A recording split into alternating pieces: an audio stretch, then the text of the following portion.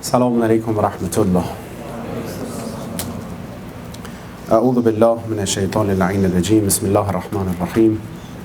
الحمد لله رب العالمين. الصلاة والسلام على سيدنا ونبينا حبيب قلوبنا وطبيب نفوسنا وشفيع ذنوبنا أبي القاسم المصطفى محمد وعلى أهل بيته الطيبين الطاهرين واللعنة الدائمة لأعدائهم أجمعين من الآن إلى لقاء يوم الدين. بسم الله الرحمن الرحيم. رب اشرح لي صدري ويسر لي أمري واحلل عقدة من لساني يفقهوا قولي. السلام عليك يا أبا عبد الله وعلى الأرواح التي حلت بفنائك. عليك مني سلام الله أبدا ما بقيت وبقي الليل والنهار، ولا جعله الله آخر الأهد مني لزيارتكم all together. السلام على الحسين وعلى علي بن الحسين وعلى أولاد الحسين وعلى أصحاب الحسين. May Allah inshallah accept our prayers, our amal, our du'as inshallah, our mourning for Abu Abdullah, and make this inshallah zakhira and reward for dunya wal akhirah inshallah, with the barakat of salawat ala Muhammad wa ali Muhammad.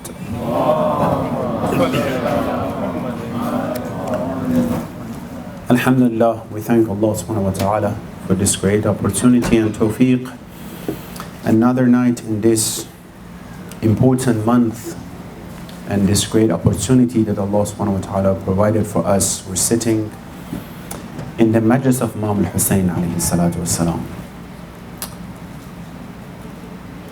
There are some opportunities in our lives that we do not know the importance and the benefit of those opportunities until we don't have those opportunities anymore. There are many opportunities such as your health. We're all good, we don't realize how good it is to be healthy. God forbid, and unless or until something happened, oh my God, how good it was that I didn't have a pain. My tooth was not hurting. Another one based on our tradition is when you're young, your youth, you don't know the benefit of that until you don't have it. You want to read something, oh my God, before I could memorize it. But one time, I wish I could learn and read more when I was younger. Now I can't. These are all physical things. More important than all these examples are the spiritual opportunities that Allah subhanahu wa ta'ala provides for us. And sometimes at the moment, we don't pay attention to the importance and the benefit of those opportunities. Sometimes we don't understand that how important is that Imam al-Hussein alayhi salatu wasalam. You're sitting in the majlis of Imam al-Hussein, trying to learn more about Islam and the path of Imam al-Hussein alayhi salatu wasalam. You might not know exactly what it is at the moment, how important it is. As Imam says to one of his Shia, says, you won't realize how important it is to be our followers and the benefit of that until the full attention of that. Until your life is up here. That means the end of your life. Unless you have ma'rifah, unless you have yaqeen in your life. The hadith is saying the carpet of the majlis of Imam al-Hussein indeed is from the wings of malaik and angels. There are certain things we don't see in this dunya. We're so limited within the frame of this world. We're so limited. You ask me what is behind you. If I don't see it, I don't know, right? What is behind this wall? Do you think the whole world is what we can see, what we can smell, what we can feel? We're so naive to feel that way, right? There are many things, metaphysical factors in this dunya that we don't feel it as the opportunities. Amir al-Mu'minin Imam Ali salatu wasalam said, Salawat ala Muhammad wa Muhammad. Take advantage of your opportunities that are in your life, because they bypass you so fast as clouds bypass you. Tonight we're sitting here, we have to understand the tawfiq and the opportunity that Allah subhanahu wa ta'ala He provided for us in this path. The topic that we are following, alhamdulillah, in the last 2 nights were about, and it is about reviving through deen by diagnosing our false beliefs.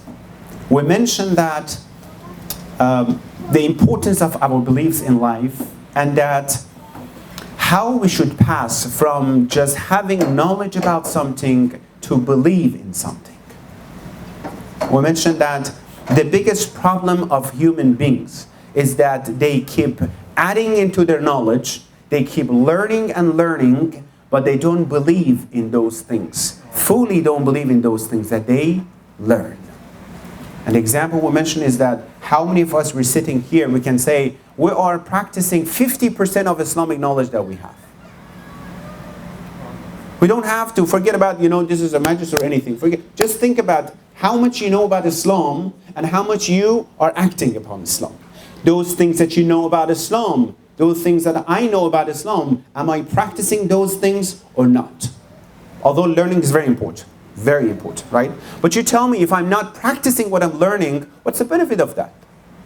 If I go to a doctor, to the most important professional doctor in the whole world, that I was in the line for 6 months, and I go there and I get the prescription, and when it comes to, I show everyone, by the way, I went to Dr. So-and-so, they're like, so what?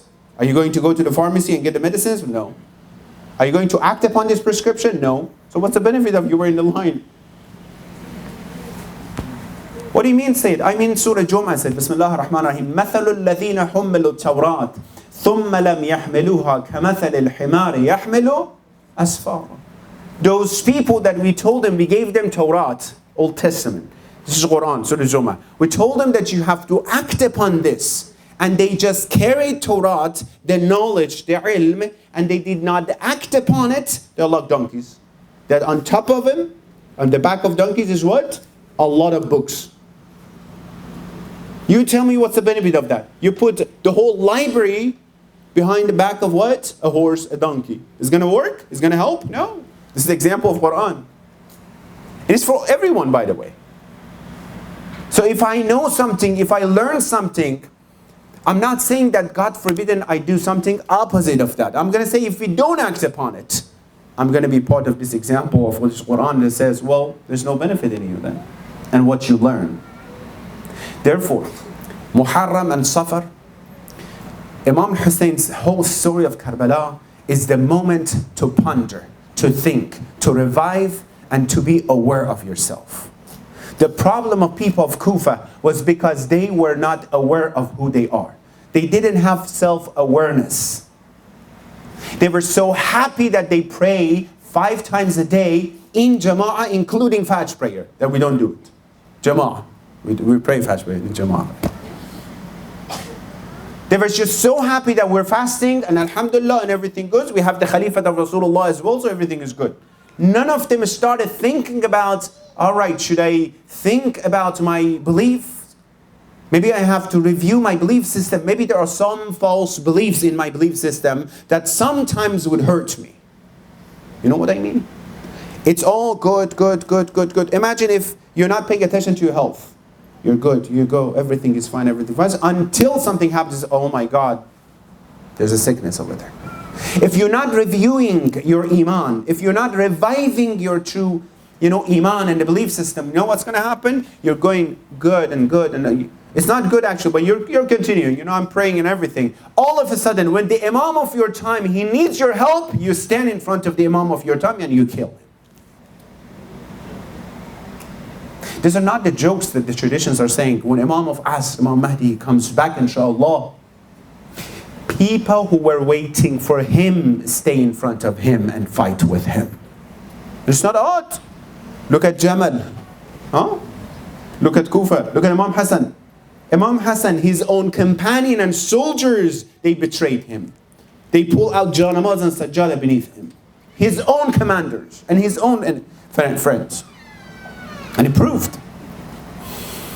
Therefore, we have to think about this. And we got this topic from Imam Hussein himself, that he said, the reason that I stood in front of Yazid, and I'm going to stand in front of Yazid, لِطَلَبِ الْإِصْلَاحِ فِي أُمَّةِ جَدِّي, I'm going to reform the nation of my grandfather Muhammad sallallahu alayhi wa alihi wa sallam.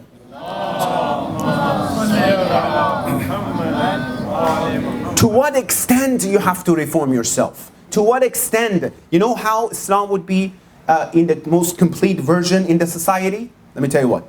We mentioned in the first night, Islam is complete. Islam is perfect. There's nothing wrong with the origin of Islam. Our beliefs about Islam is the one should be reformed, not the Islam, right? And the Islam of the society is shaped by the Islam and the Iman of every single community and society members. How important is this topic? To the extent that Imam Hussein says, إن كان دين محمد لم يستقم إلا بقتل فيا سيوف خزيني. If the deen of my grandfather is not going to be straight and the true deen, except with my shahada and martyrdom, so oh sword, come and get me. The blood of Imam al-Hussein, the most sacred and the most important person, Imam al-Hussein ﷺ, he is sacrificing himself for this reformation. That I and you today will sit down and will think about it. How is my deen? How is my iman? How is my practicing of iman and Islam? To what extent I'm happy with myself? To what extent I'm happy with the iman of my children? Well, Seyed, we're in the United States. Don't make it so difficult, you know. Oh, really? So because we decided to live in the United States, so you know that Allah, that, you know, it's part of the Islamic, you know, regulations we don't have to follow. If it's that case, then someone is going to take this part of Islam, the other one is going to take that part of Islam, there's going to be that part of Islam. What is Islam then? And we mentioned we don't do this in our daily life throughout our life. No one accepted in school, job, companies, no one accepted to do this. At the time of Imam Hussein, what happened that 60 years after the demise of Rasul, at the time of Abdul Malik Marwan Hajjaj ibn Yusuf, look at the false belief in the society. Only 50 and 60 years after the demise of Rasulullah, I mentioned this, that a dancer she wanted raqasa, she wanted to migrate from Medina to Mecca. Almost half of Medina came for her farewell. And when she went to Mecca, half of Mecca to say, come, welcome, to Mecca. In the city of Rasulullah, in the haram of the city of Mecca. What happened to this society that only 50 years after the demise of Rasulullah, people are going so down that is still the companion of Rasulullah. They are in the society. They stay in front of the Imam of their time. Let's say Imam of not their time. The Imam, the grandson of Rasulullah. And they kill the son. The same person that they heard and they saw Rasulullah said, Husaynun minni wa ana min Husayn. Have you ever thought about this? Husaynun minni wa ana min Husayn. What does it mean? How many of you guys thought about this phrase? Raise your hand. Well, I'm going to ask you. Husaynun minni, we understand. Hussein is from me. Rasulullah is the grandfather of Imam Hussein. What does it mean? Wa ana min Husayn. What do you mean you're from Hussein? It means we are the same path, same mission, same culture. Last night I mentioned Imam al-Hussein at the 61st of Hijri, he is not a single person by the name of Imam al-Hussein. He is the representative of the culture of Ibrahim, the culture of Musa, the culture of Isa, the culture of Muhammad sallallahu alayhi wa sallam.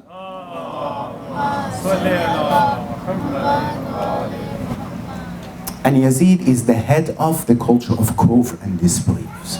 That's why the Messiah of Imam Hussein doesn't die. That's why today we're going to claim another things. There is no event in the history of human beings like Karbala that anyone from any ages, from any groups, any languages wants to get something from it and it's not there. Everything is in Karbala.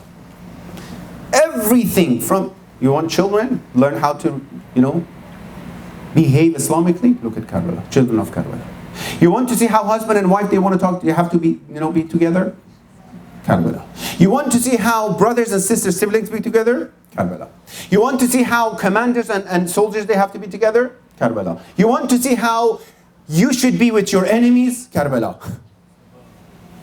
Find another event like that it has this much capacity that you can see.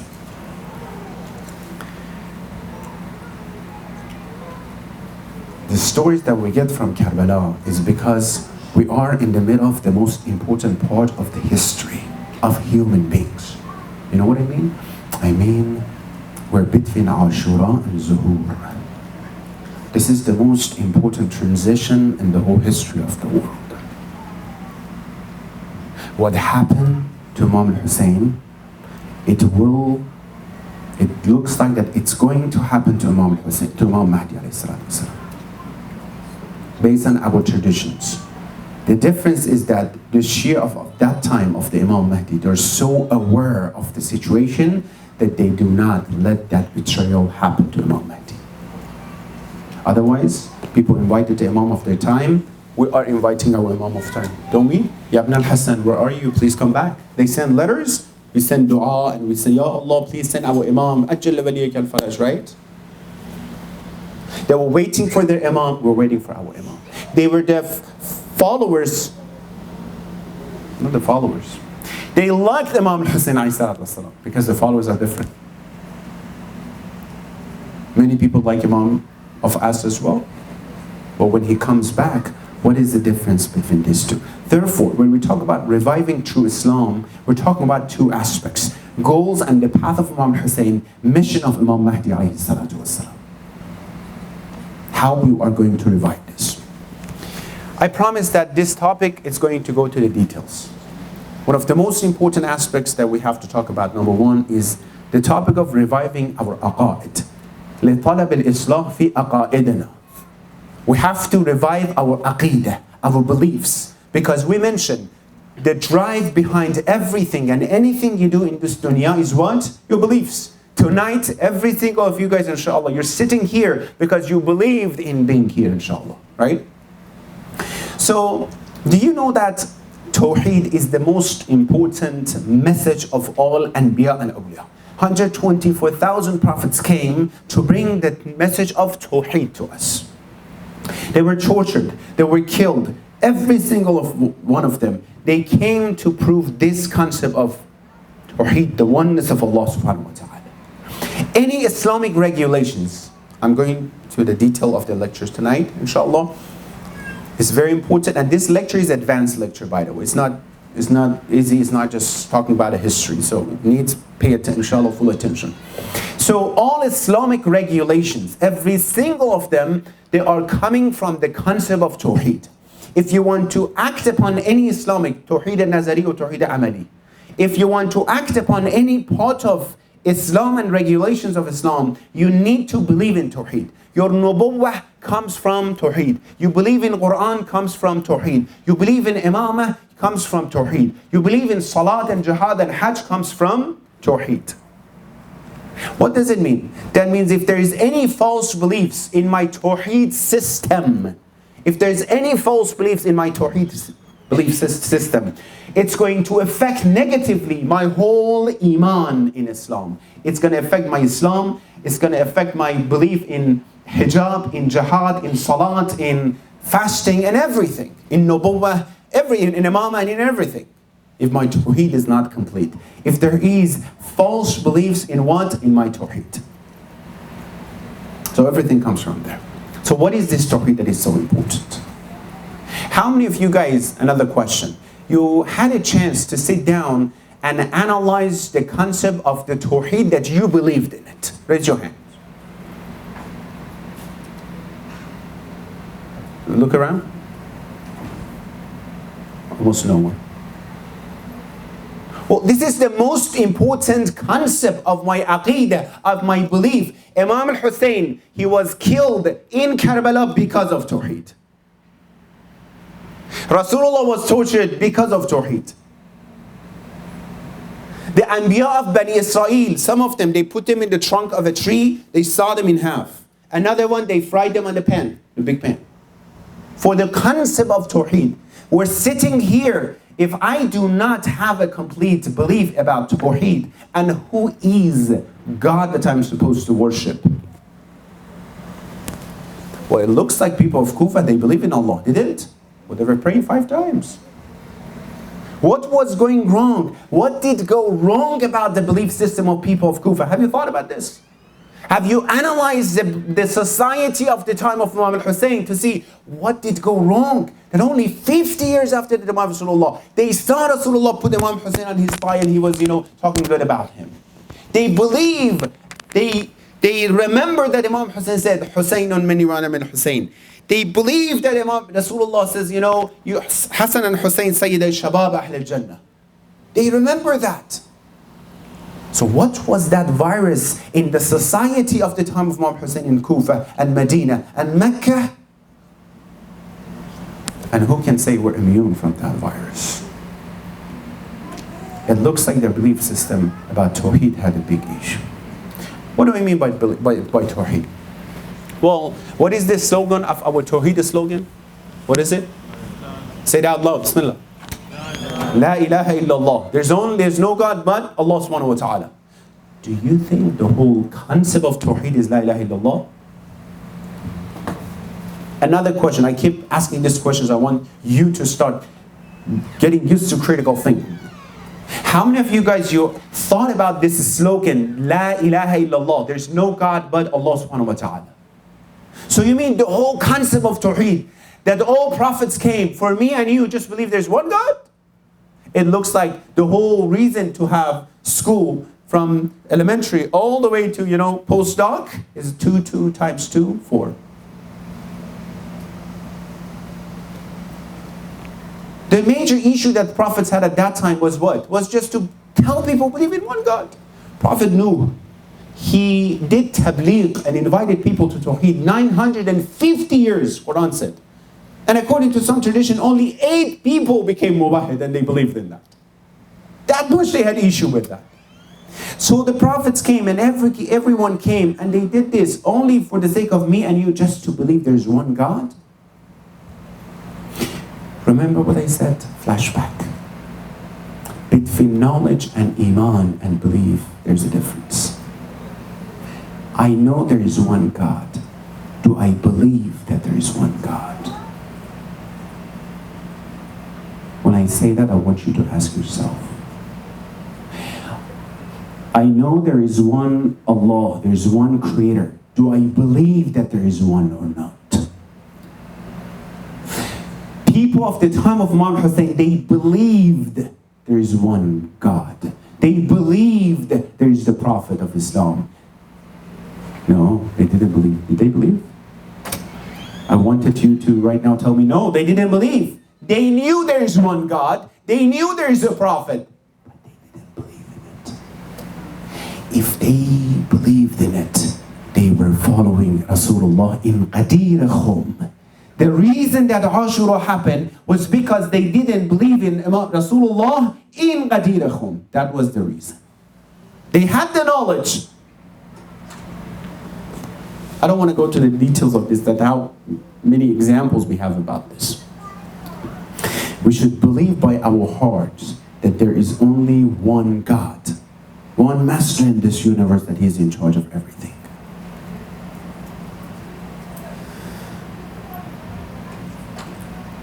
I mean, I should get rid of any other gods, any other idols that I worship. I should believe that I should not worship anything in this dunya except Allah. I mean, I should not have my ego, my desires, my greediness, my jealousy, my ego come and tell me that I have to follow it. Do you think that people only believe in idols? No. Although we mentioned that some people in this dunya, at that time the idols were from what? Stone and woods. Today all the idols are human beings. Let me go to the details now. Today people worship people. Look at celebrities.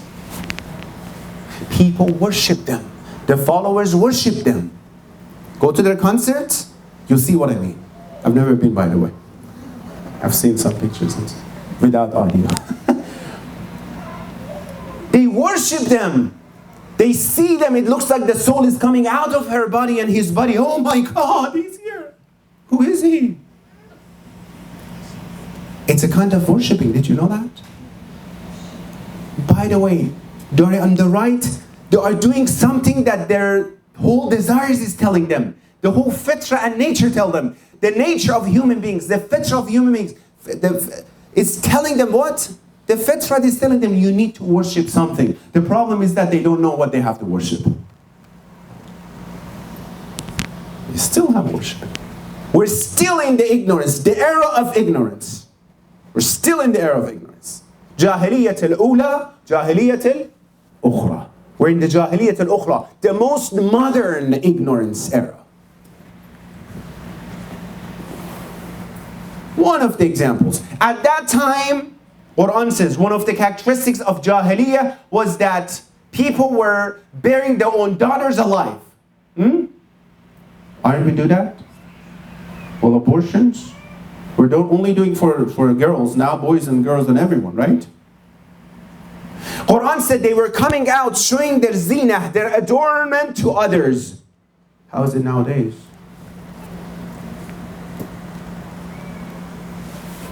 My mother-in-law said, she's American, she said, she's a convert. She said, well, if my grandmother be alive today, she cannot tolerate what she see about the nudity in the society.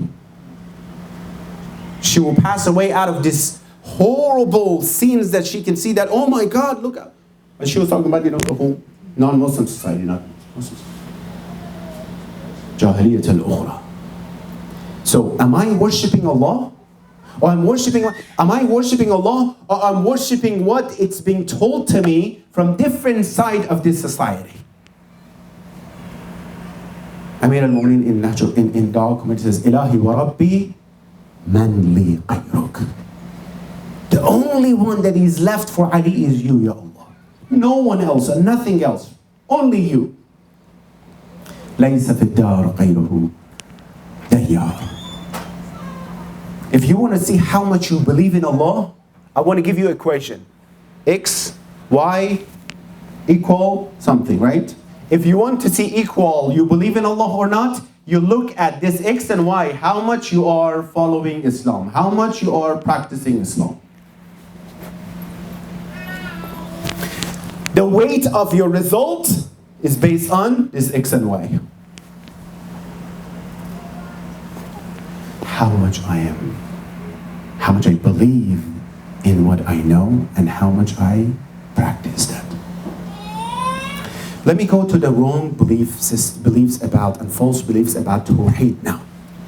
Well, if they say the creator, whoever he was and whatever he was, he created the world and he's dead now, this is not the God that I worship, and Nietzsche said that.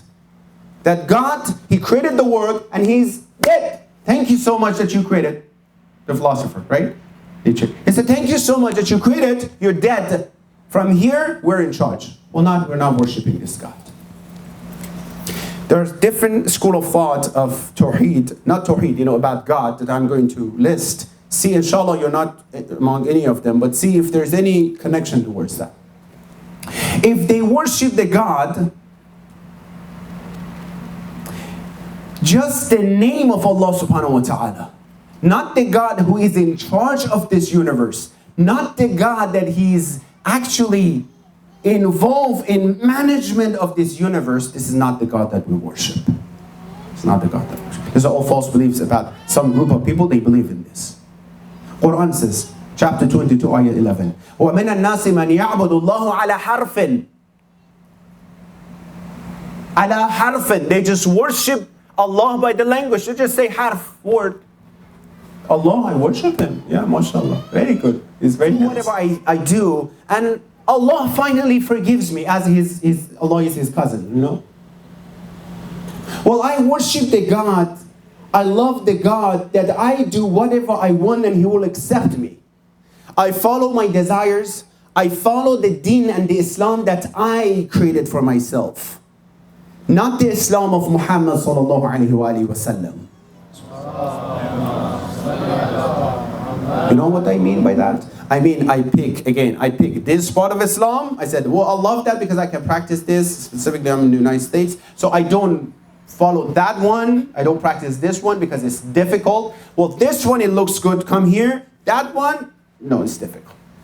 Well, this is your deen, not inna deen inda Allah and Islam. Because Allah brought deen as a package. If you have a puzzle, you put all out of 100 pieces, 99 pieces together, one piece is missing. It's not complete.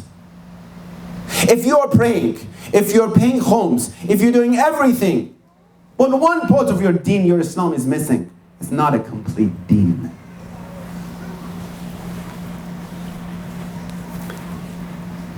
You're worshipping another God. What do you mean say another God? It's not my word. Chapter 45, ayah 23. Bismillah ar-Rahman ar-Rahim. أَفَرَأَيْتَ مَنِ اتَّخَذَ إِلَهَهُ هَوَاهُ. Have you seen him who takes his low desires, illegitimate desires, as his God? He worship his or her desire. They worship their desires. False beliefs in what? Tawheed. Well, I thought that I worship God. Well, look if you are following your desires or not.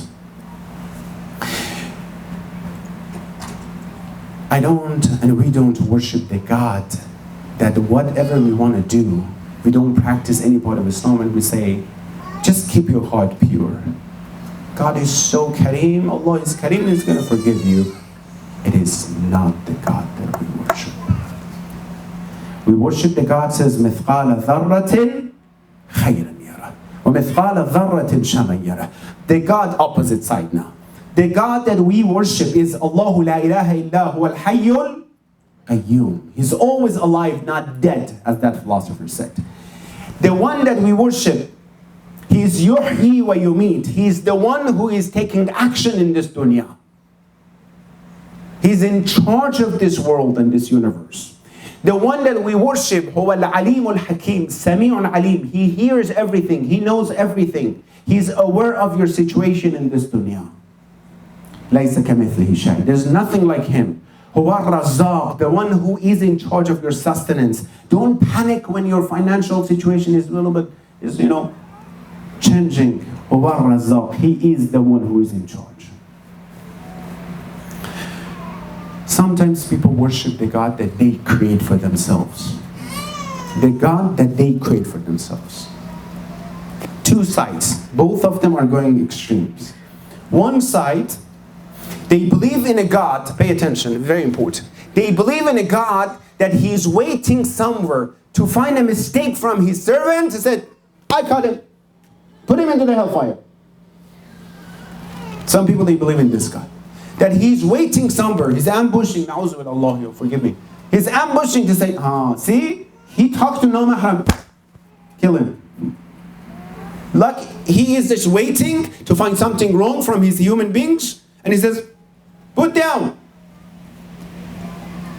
We create this God, not inshallah us. Some people create this God and they start judging others based on their imaginary God. What do? Well, you are going to hell, you're going to go to heaven because you believe in what I believe. She's going to go to hell because she's not practicing that part. Well, he's going to go to... We start judging people based on the God that we create, right? And we start judging people, yeah. You're good because you do this. You're not good. Who are you to judge people? Who are you to decide about the future?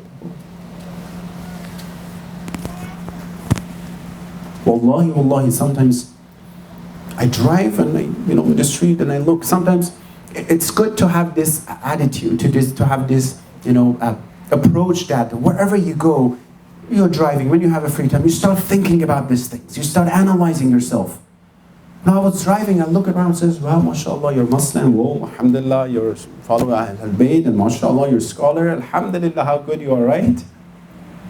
And I look around and says, yeah, all those non-Muslims that you see, it takes just 1 second that they come and they say, Ashhadu an la ilaha illallah, then they are much better than you. Who are you to tell that you're better than others? Many people, maybe in Karbala, they were looking at Hur before he repented. He says, look at him. MashaAllah. They didn't know within a second Hur is coming and changing his path. And he was on the rightest path, and the best path towards heaven. So sometimes it's like this. We look at the God as a police officer, and we're at the intersection. Have you experienced this? When a police is next to you, a police car, you keep looking at yourself. Well, fasten my seatbelt for sure, And I'm standing, nothing is wrong. Is that everything fine? You're not looking at me? Well, that's not the God that we worship. The God that we worship, He told us that you start every chapter of Quran with what? Bismillah ar-Rahman ar-Rahim, in the name of Allah, the most compassionate, the most merciful. The God that we worship is Ya man sabaqat rahmatuhu qab, the one who His rahmah and mercy is first, then His wrath and ghazab comes. The one that we worship is the God of Ibrahim, who saved him in the middle of the fire. The God that we worship is the God of Hussein alayhi salatu wassalam, that he says, Ilahi ana al-faqiru fi qinai, fakayfa la akunu faqiran fi faqri. The most beautiful phrase. Ya Allah, ana al-faqiru fi qinai. If I was rich and wealthy, I was still faqir and poor in front of you. How am I not poor now that I have nothing in front of you?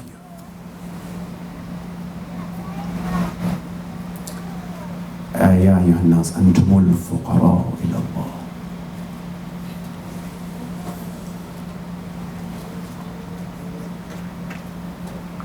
I worship the God, the same God who forgave Hur in Karbala. The same God that He is waiting for you to come back so He can hug you. You know what I mean, right? The one who, when you come back, He said, God, forgive me, I made a mistake. Then before you say anything, He looks at you and says, well, I missed you too. I was waiting for you. Where have you been? You know where I got this from? When Hur wanted to come back to Imam Hussein, he kept thinking about, he got it. He has to come back and he has to repent. He told himself, well, okay, so it should be this way. It's not in any maqtal. He should probably say, so I'm going to go to Hussein. He says, Ya Hussein, please forgive me. I made this mistake. I'm going to bring all these rational reasons that please forgive me. I'm not going to do it again. I'm going to help you. He got closer to the tent of Imam Hussein. He saw Imam Hussein is already in front of the tent, waiting for him to come back. Welcome. He wanted to say, Hussein, welcome back. This is the God that I worship. Because Hussein is a representative of that God. He's not even close how much Hussein has mercy and how much Allah is. Na'uzubillah, na'uzubillah. He's a servant, he's a slave of Allah, Imam Hussein.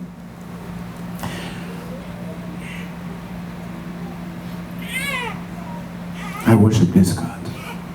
How many times, I'm talking specifically about younger friends as well, how many times you woke up in the middle of the night because you were thirsty, or because you made an appointment with God, and you woke up, you started complaining to God about yourself. Look at me, God. Look at you, how amazing, how forgiving, how nice, look at everything is perfect, and look at me. Remember in the night of Qad, the other night, Ramadan just passed. And I told you I'm going to change. I promised many things. I didn't. How many times you want to give me opportunity? I worship that God that look at me and says, oh, the fact that you know that I love you because of that. I want to say a hadith would see that it's going to shame all of us. The hadith of Allah says, Ya Abdi, O my servant,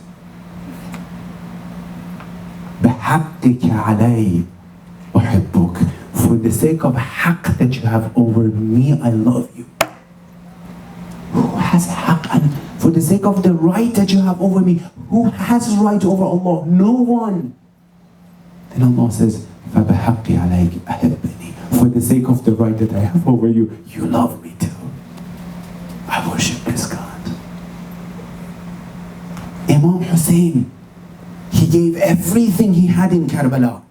He shake his clothing and his skirt in Karbala. He had nothing else to give for the sake of Allah. And he still owe Allah.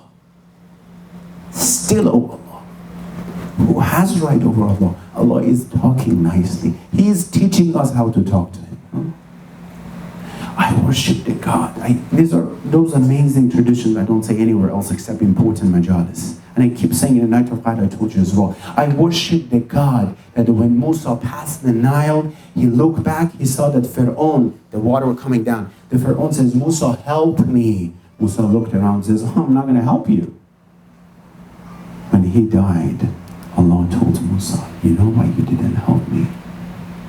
لأنك لم تخلقه, because you didn't create him. وَلَوْ اسْتَغَاثَ بِي لَأَجِبْتُ. If he was asking me, I would have answered him. SubhanAllah. And by the way, apprentices, it's not interfering the topic of intercession, because the sin of Pharaoh was what? Shirk. And Allah clearly said in the Quran, I don't accept any wasita, any intercessors when it comes to what? To shirk. So it's different than the concept of imamah. I worship that God. I worship the God that inshallah He wanted you to be sitting in this majlis and hear these things about Himself.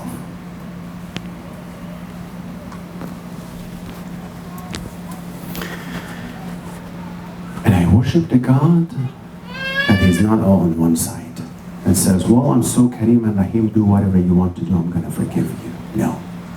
I worship the God who says, مثقال ذرة شرا يره. You do a little bit wrong in this dunya, I'm the same merciful that I forgive. But if you do something purposely and you keep doing it, you will face my wrath. I'm not joking with you. You better follow this. You better go with my mercy. You better follow the traffic laws, not because the police officers is there. But if you do anything wrong, you know what's going to happen.